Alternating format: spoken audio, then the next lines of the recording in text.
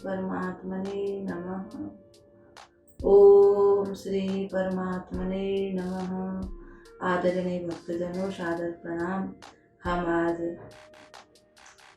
गीता जी में 11वें अध्याय का महात्म्य सुनेंगे, जो कि भगवान शंकर माता पार्वती को सुनाते हैं और 11वें अध्याय का पाठ करने से किस फल की प्राप्ति होती है, ये सब बताते हैं। ओम श्री गणेशाय नमः। श्री सरस्वती नमः। श्री सद्गुरुदेवाय नमः। तुमादिदेव पुरुष पुराण, त्वमस्य विश्वस्य परं निदानं, वेदास्य वेद्यं च परं च धाम, त्वया ततं विश्वमनन्तरूप, त्वया ततं विश्वमनन्तरूप। आदरणीय भक्तजनों, श्री महादेव जी कहते हैं कि प्रिय गीता के वर्णन से संबंध रखने वाली कथा एवं विश्वरूप अध्याय के पावन महात्म्य को श्रवण करो। विशाल नेत्रों वाली पार्वती, इस अध्याय के महात्म्य का पूरा वर्णन नहीं किया जा सकता। इससे संबंध में सहस्त्रों कथाएं हैं। उनमें से एक यहाँ कही जाती है। प्रणीता नदी के तट पर मेघकर नाम से विख्यात एक बहुत बड़ा नगर है। उसके बड़ी बड़ी ऊंची ऊंची 4 दीवारियां हैं, सुंदर से द्वार हैं, बहुत लंबे लंबे वहाँ के जो हैं दरवाजे द्वार इत्यादि हैं। वहाँ बड़ी बड़ी विशाल धर्मशालाएं भी बनी हुई हैं, जिनमें सोने के खंभे शोभा दे रहे हैं। उस नगर में श्रीमान सुखी शांत सदाचारी तथा जितेंद्रिय मनुष्यों का निवास है। वहाँ हाथ में सारंग नामक धनुष धारण करने वाले जगदीश्वर भगवान विष्णु विराजमान हैं। वे परम ब्रह्मा साकार स्वरूप हैं। संसार के नेत्रों को जीवन प्रदान करने वाले हैं। उनका गौरव पूर्ण श्री विग्रह भगवती लक्ष्मी के नेत्र कमलों द्वारा पूजित होता है। भगवान की वह झांकी वामन अवतार की है। मेघ के समान उनका श्याम वर्ण तथा कोमल आकृति है। वक्षस्थल पर श्रीवत्स का चिन्ह शोभा पाता है। वे कमल और वनमाला से विभूषित हैं। अनेक प्रकार के आभूषणों से सुशोभित हो भगवान वामन रत्न युक्त समुद्र के सदृश जान पड़ते हैं। पीताम्बर से उनके श्याम विग्रह की कांति ऐसी प्रतीत होती है मानो चमकती हुई बिजली से घिरा हुआ मेघ शोभा पा रहा हो। उन भगवान वामन का दर्शन करके जीव जन्म एवं संसार के बंधन से मुक्त हो जाता है। भगवान वर्णन कर रहे हैं, भोले बाबा, उस नगर में मेखला नाम का महान तीर्थ है, जिसमें स्नान करके मनुष्य शाश्वत वैकुंठ धाम को प्राप्त होता है। वहाँ जगत के स्वामी करुणा सागर भगवान नृसिंह का दर्शन करने से मनुष्य 7 जन्मों के किए हुए घोर पाप से छुटकारा पा जाते हैं। जो मनुष्य मेखला में गणेश जी का दर्शन करता है वह सदा दुस्तर विघ्नों को पार पा जाता है, यानी कि उसके जीवन में कोई भी विघ्न नहीं आते। उसी मेघकर नगर में कोई श्रेष्ठ ब्राह्मण रहते थे, जो ब्रह्मचर्य परायण, ममता और अहंकार से रहित, वेद शास्त्रों में प्रवीण, जितेंद्रिय तथा भगवान वासुदेव के शरणागत थे। उनका नाम था सुनंद। प्रिय, वे सारंग धनुष धारण करने वाले भगवान के पास गीता के 11वें अध्याय का विश्वरूप दर्शन योग का पाठ किया करते थे। उस अध्याय के प्रभाव से उन्हें ब्रह्म ज्ञान की प्राप्ति हो गई थी। परमानंद संदोह से पूर्ण उत्तम ज्ञानमयी समाधि के द्वारा इंद्रियों के अंतर्मुख हो जाने के कारण वे निश्चल स्थिति को प्राप्त हो गए थे और सदा जीवन मुक्त योगी की स्थिति में रहते थे। एक समय जब बृहस्पति सिंह राशि पर स्थित थे, महायोगी सुनंद ने गोदावरी तीर्थ की यात्रा आरंभ की। वे क्रमशः बिरज तीर्थ, तारा तीर्थ, कपिला संगम, अष्ट तीर्थ, कपिला द्वार, नृसिंह हवन, अंबिकापुरी तथा करस्थानपुर आदि क्षेत्रों में स्नान और दर्शन करते हुए विवाह मंडप नामक नगर में आए। वहां उन्होंने प्रत्येक घर में जाकर अपने ठहरने के लिए स्थान मांगा, परंतु कहीं भी उन्हें कोई स्थान नहीं मिला। अंत में गांव के मुखिया ने उन्हें एक बहुत बड़ी धर्मशाला दिखा दी। ब्राह्मण ने साथियों सहित उसके भीतर जाकर रात में निवास किया। सवेरा होने पर उन्होंने अपने को तो धर्मशाला के बाहर पाया, किंतु उनके और साथी नहीं दिखाई दिए। वे उन्हें खोजने के लिए चले। इतने में ही ग्रामपाल यानी मुखिया से उनकी भेंट हो गई। ग्रामपाल ने कहा, मुनि श्रेष्ठ, तुम सब प्रकार से दीर्घायु जान पड़ते हो, सौभाग्यशाली तथा पुण्यवान हो, पुरुषों में तुम सबसे पवित्र हो। तुम्हारे भीतर कोई बहुत बड़ा भगवान का प्रभाव है। तुम्हारे हृदय में भगवान निवास करते हैं।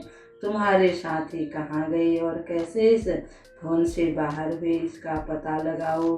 मैं तुम्हारे सामने इतना ही कहता हूँ कि तुम्हारे जैसा तपस्वी मुझे दूसरा कोई नहीं दिखाई देता। विप्रवर, तुम्हें किस महामंत्र का ज्ञान है, किस विद्या का आश्रय लेते हो तथा किस देवता की दया से तुम्हें अलौकिक शांति आ गई है। भगवान, कृपा करके इस गांव में रहो, मैं तुम्हारी सब सेवा करूंगा। यूं कहकर ग्रामपाल ने मुनीश्वर सुनंद को अपने गांव में ठहरा लिया। वह दिन रात बड़ी भक्ति से उनकी सेवा टहल करने लगा। जब 7-8 दिन बीत गए, तब एक दिन प्रातः काल आकर वह बहुत दुखी होकर महात्मा के सामने रोने लगा और बोला, हाय, आज रात में राक्षस ने मुझ भाग्यहीन के बेटे को चबा लिया है। मेरा पुत्र बड़ा ही गुणवान और भक्तिमान था। ग्रामपाल के इस प्रकार कहने पर योगी सुनंद ने पूछा, कहाँ है वो राक्षस और किस प्रकार उसने तुम्हारे पुत्र का भक्षण किया है। ग्रामपाल बोला, ब्राह्मण, इस नगर में एक बड़ा भयंकर नरभक्षी राक्षस रहता है। वह प्रतिदिन आकर इस नगर के मनुष्यों को खा लिया करता था।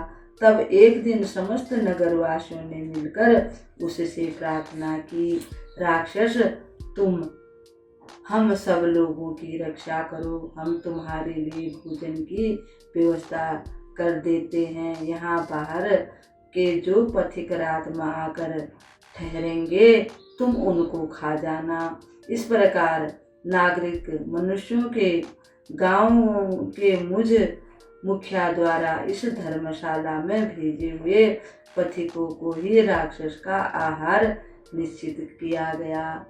अर्थात जो कोई बाहर से मनुष्य आएगा तो हम उसको धर्मशाला में भेज देंगे।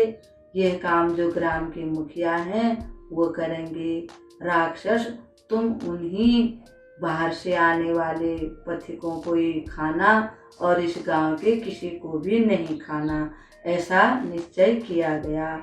अपने प्राणों की रक्षा के लिए ही हमको ऐसा करना पड़ा। तुम भी अन्य राहगीरों के साथ इस घर में आकर सोए थे, यानी कि धर्मशाला में, किंतु राक्षस ने उन सबको तो खा लिया, केवल तुम्हें छोड़ दिया है।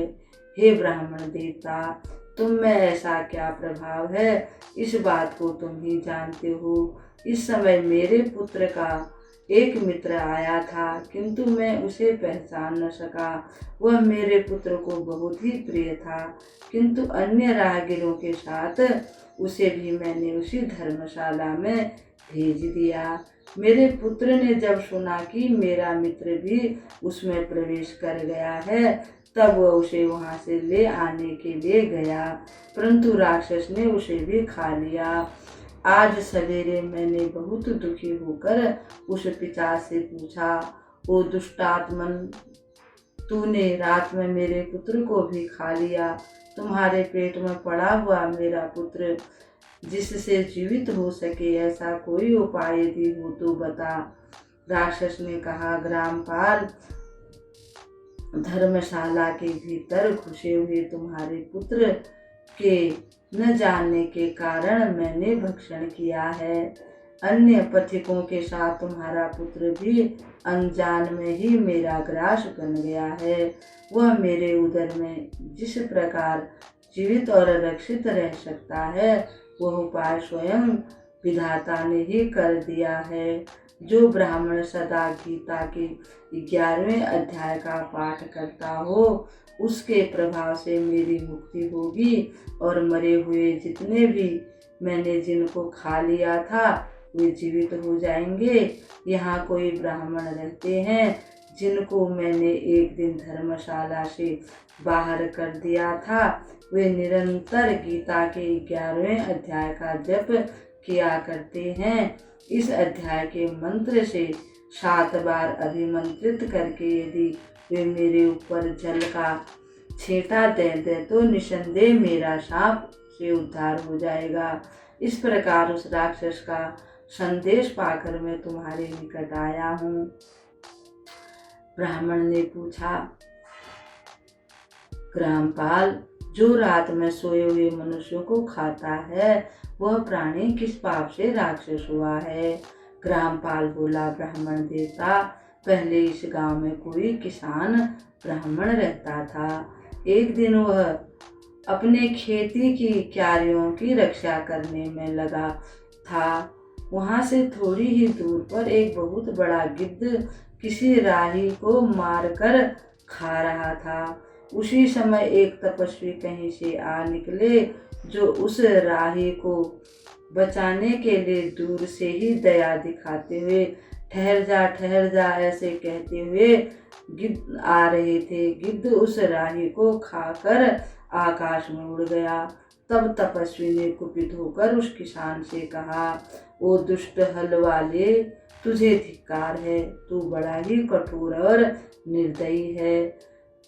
दूसरे की रक्षा से मुंह मोड़कर केवल पेट पालने के धंधे में लगा है। तेरा जीवन नष्ट भ्रष्ट है। अरे जो चोर, दाढ़ वाले जीव, सर्प, शत्रु, अग्नि, विष, जल, गीध, राक्षस, भूत तथा बेताल आदि के द्वारा घायल हुए मनुष्यों की शक्ति होते हुए भी रक्षा नहीं करता, उपेक्षा करता है, उनके वध का फल पाता है। अगर वो मर जाते हैं, शक्ति होते हुए भी जो इन प्राणियों की रक्षा नहीं करता है, तो उसको इनके मारने का फल प्राप्त होता है, यानी वध का उसको पाप लगता है। जो शक्तिशाली होकर भी चोर आदि के चंगुल में फंसे हुए ब्राह्मण को छुड़ाने की चेष्टा नहीं करता, वह घोर नरक में पड़ता और पुनः भेड़ियों की योनि में जन्म लेता है। जो वन में मारे जाते हुए तथा गिद्ध और व्याघ्र की दृष्टि में पड़े हुए जीव की रक्षा के लिए छोड़ो छोड़ो की पुकार करता है, वह परम गति को प्राप्त होता है। जो मनुष्य गौओं की रक्षा के लिए व्याघ्र, भील तथा दुष्ट राजाओं के हाथ से मारे जाते हैं, वे भगवान विष्णु के उस परम पद को पाते हैं।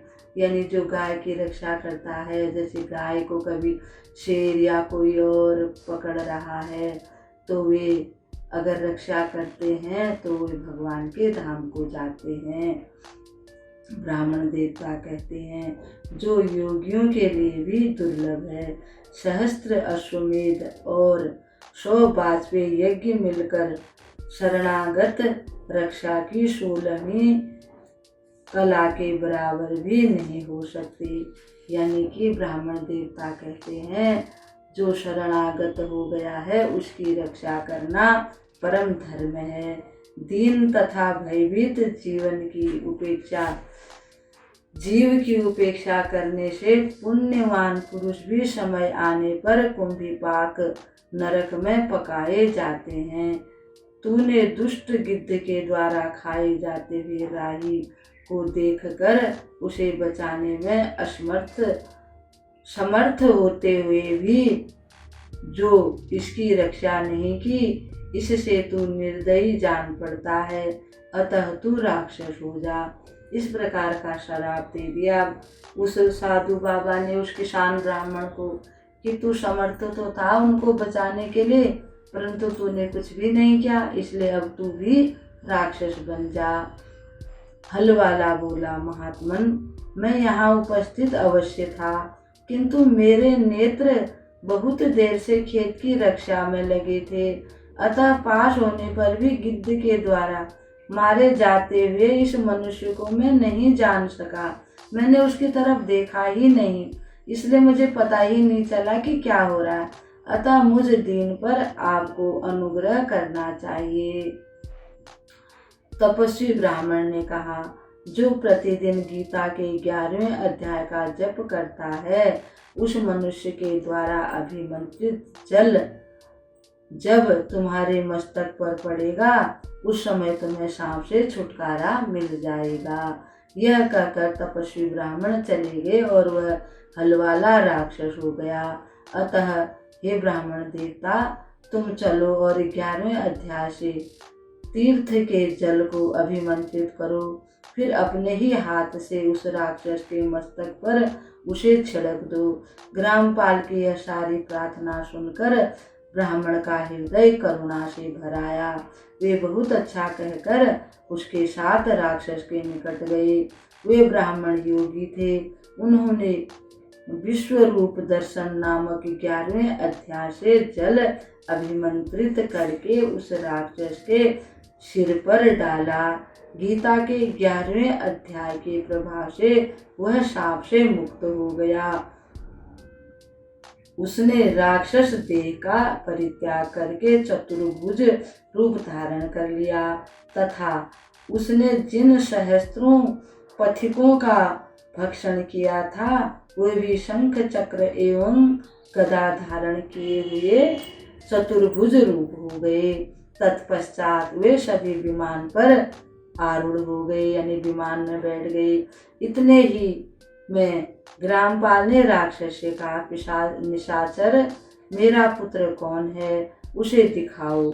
उसके यूं कहने पर दिव्य बुद्धि वाले राक्षस ने कहा, ये जो तमाल के समान श्याम 4 भुजाधारी माणिक्यमय मुकुट से सुशोभित तथा दिव्य मणियों के बने हुए कुंडलों से अलंकृत हैं, हार पहनने के कारण जिनके कंधे मनोहर प्रतीत होते हैं, जो सोने के भुजबंधों से विभूषित कमल के समान नेत्र वाले, बड़ा सुंदर जिनका रूप है तथा हाथ में कमल लिए हुए हैं और दिव्य विमान पर बैठकर देवत्व को प्राप्त हो चुके हैं, इनको ही तुम अपना पुत्र समझो। यह सुनकर ग्रामपाल ने उसी रूप में अपने पुत्र को देखा और उसे अपने घर ले जाना चाहा।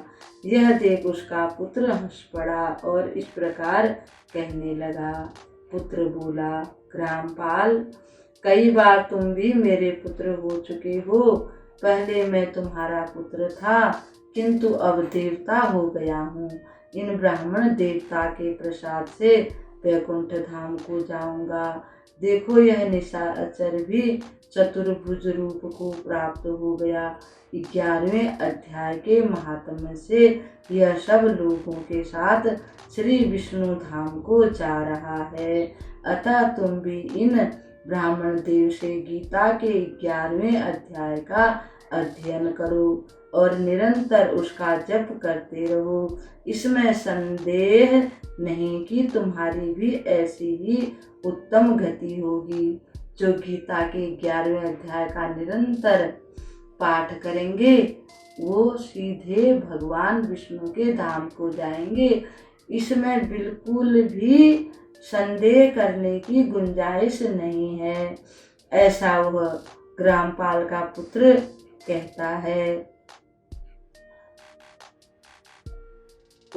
और ऐसी भी उत्तम गति होती है जो इस प्रकार का पाठ इससे पाठ करता है 11वें अध्याय का, वह भी देव स्वरूप बन जाता है। तात मनुष्यों के लिए साधु पुरुषों का संग सर्वथा दुर्लभ है, वह भी इस समय तुम्हें प्राप्त है। अतः अपना अभिष्ट सिद्ध करो। धन भोग दान यज्ञ तपस्या और पूर्व कर्मों से क्या लेना है। विश्व रूपाध्याय के पाठ से ही परम कल्याण की प्राप्ति हो जाती है। ग्रामपाल का पुत्र कहता है कि बड़े भाग्य से संत लोग प्राप्त होते हैं, तुम्हारा भाग्य उदय हुआ है। तुम इन संतों से गीता के 11वें अध्याय का उपदेश प्राप्त करो, और वो सबसे बढ़कर है। नहीं तो फिर जप करने की जरूरत है, न यज्ञ करने की, न कुछ करने की जरूरत है। खाली अगर 11वां अध्याय भी करोगे तो तुमको भगवान का धाम प्राप्त हो जाएगा, ऐसा वह कहता है। पूर्णानंद संदो स्वरूप श्री कृष्ण नामक ब्रह्मा के मुख से कुरुक्षेत्र में अपने मित्र अर्जुन के प्रति जो अमृतमय उपदेश निकला था वही श्री विष्णु का परम तात्विक रूप है। तुम उसी का चिंतन करो। वह मोक्ष के लिए प्रसिद्ध रसायन है। संसार भय से डरे हुए मनुष्यों की आदि व्याधि का विनाशक तथा अनेक जन्म के दुखों का नाश करने वाला है। मैं उसके सिवा दूसरे किसी साधन को ऐसा नहीं देखता, अतः उसी का अभ्यास करो। महादेव जी कहते हैं, यूं कहकर वह सबके साथ श्री विष्णु के धर्म धाम को यानी कि परम धाम को चला गया।